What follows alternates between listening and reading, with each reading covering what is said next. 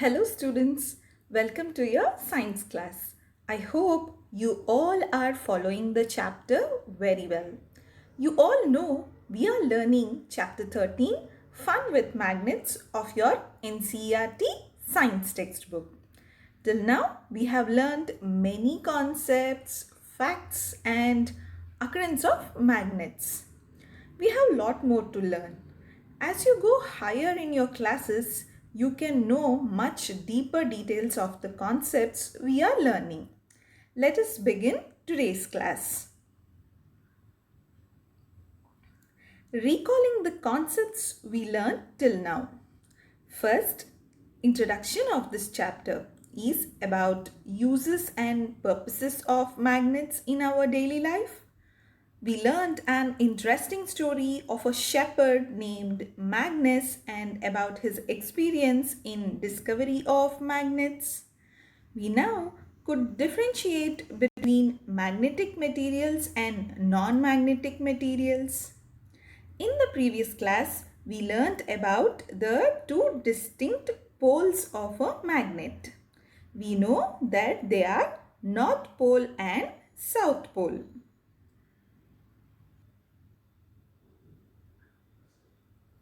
We understood that poles of a magnet are near the ends of the magnet by observing and understanding the activity where the iron filings or the iron pins are attracted more towards the two ends of the bar magnet. The magnet do not evenly attract iron filings all over its surface, but most of them are attracted at the poles of the magnet. Before we proceed to the next concept, we should know that the Earth also has poles, the North Pole and the South Pole.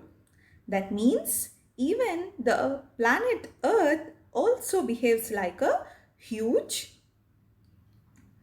magnet which radiates magnetic field between the poles.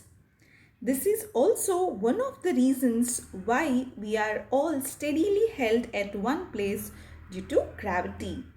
We will learn more about these concepts in your higher classes. We are saying the magnet has a north pole and a south pole. But how are we able to find towards which direction is the north, south, east and west? Let us learn that in finding directions using a magnet. We already know that the discovery of magnet was done several years ago, around 600 BC. But the knowledge of a magnet was there to the people from much ancient times.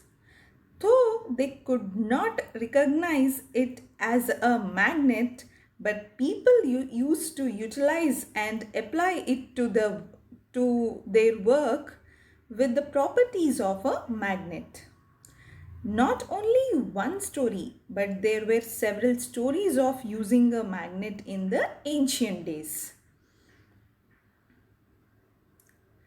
Let us learn one more interesting story about a magnet with respect to finding directions. This is a story about an emperor in China and his name was Huang Ti. He had a chariot like you can see in the image here, and the chariots are usually tied along with the horses. His chariot had a statue of a lady that could rotate in any direction. This statue of a lady is fixed in a position of having an extended arm as if it was showing the way or a direction. Another interesting property of the statue is that it usually comes to rest position where its extended arm always pointed towards the south direction. Throughout the journey, though it may rotate freely, but once the chariot stopped or comes to the rest position, the position of the statue always pointed its extended arm towards the south direction. Isn't it interesting? This emperor, who used to travel by his chariot, used the help of the statue to locate his direction path. Whenever or wherever he went to new places, once he understood the south direction using this statue, he logically used to locate the other directions also. So isn't it very interesting? By using these facts, they used to travel during the olden days. Why don't we try to make a direction finder for ourselves like the one the emperor had it on his chariot? We can also make it. Let us try.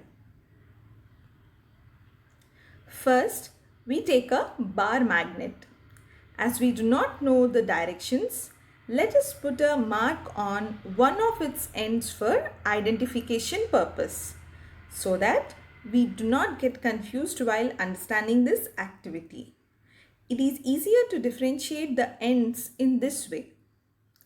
Next, we will suspend this bar magnet from a wooden stand with the help of a thread that is tied at the middle of the magnet. Balancing the magnet equally, we should tie it in the middle.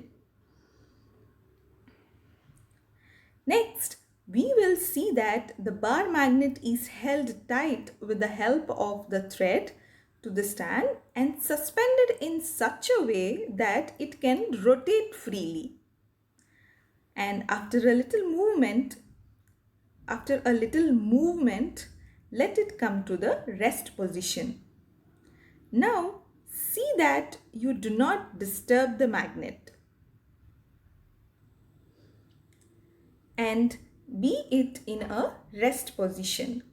In this position, by understanding the position of the bar magnet or in the rest position, by observing the position of the bar magnet, mark 2 points on the ground or the stand base to note its position of its ends. Means correctly locate their ends position on the ground when the magnet is at the rest position or when the magnet comes to rest. Now, joining these 2 points on the ground surface we have marked, try to draw a straight line between these 2 points. This line will show you the direction of the magnet or the position of its ends when the magnet have come to the rest or when it is in a position without any movement, when freely suspended from any object. So that is, you observe that it is always north to south direction, indication of the bar magnet. Whenever you see, when it comes to the rest position, mostly you observe it towards the north-south direction of the bar magnet. Now, even if we try it again and again to rotate the magnet by gently pushing it at one end to any direction and let it freely move, and at one point if we let it come to rest position, and if we try to do the same by marking its end points on the ground and draw a line for n number of times we may do that, what do you think we see? Or what do we understand on repeating this activity again and again? Do you think that the magnet always shows a different direction every time you let it to rest after a while of movement? No. What we will observe is, whenever you try to rotate the magnet and let it come to rest position, It always comes to rest position in the same direction. It is what that the same happens with the statue of the emperor's chariot. Right? It comes to the south pointing direction at rest position. That means knowingly or unknowingly the emperor's statue in the chariot is a magnet. What is the amazing fact we came to know after learning this activity? We learned that a freely suspended bar magnet will always come to rest in the north-south direction. So now we understand that why the ends of the magnet poles are named as north and south poles. But students, how do we find the east and west direction? Like we have a magnet to find the north-south direction. With the help of a rising sun, we can predict which is the east direction and the opposite will be the west direction, right? We all know that the sun rises in the east. So if we are trying to understand the directions by using a magnet, it shows us the north-south directions. And with the help of a sun, we can understand that which direction is east and which direction is west. But remember this very carefully. It will help you later on also. To find the directions, whenever you stand facing east or towards the rising sun direction, when you face towards that direction, on your left hand side is always the north direction and towards the right side is the south direction. So if you stand facing east, to your left is the north. Remember this very carefully. It will help you easily identify the directions by yourselves. But it is not always so accurate to find the directions with respect to the sun. But it will help you to understand the direction of north from the south. During the earlier days, sun was one of the sources to find directions for the nomads. But we have advanced in this to overcome any error situations. So there is more to learn about finding directions. Let's learn more about finding directions in the next class. Thank you.